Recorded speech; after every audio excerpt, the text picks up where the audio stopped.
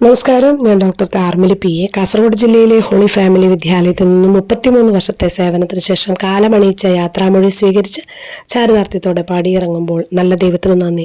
ഒരു കുന്നോളം നേട്ടങ്ങൾ എനിക്ക് സമ്മാനിച്ച വിദ്യാലയത്തിന്. പ്രീ ഡിഗ്രി TTCക്ക് ശേഷം വിദ്യാലയത്തിൽ ചേർന്ന ഞാൻ B.Ed 4 ബിരുദാനന്തര ബിരുദങ്ങൾ സെറ്റ്, വിദ്യാഭ്യാസത്തിൽ PhD നേടി.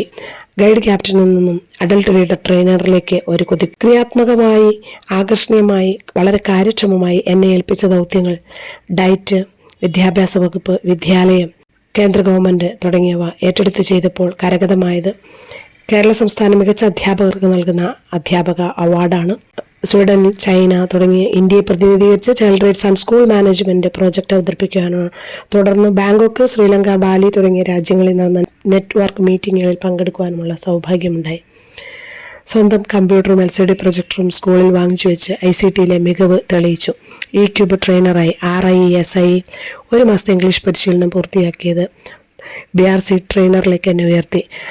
ടെക്സ്റ്റ് ബുക്ക് 1-2 ക്ലാസ്സുകളിൽ എഴുതുവാനുള്ള ഭാഗ്യം ഉണ്ടായി.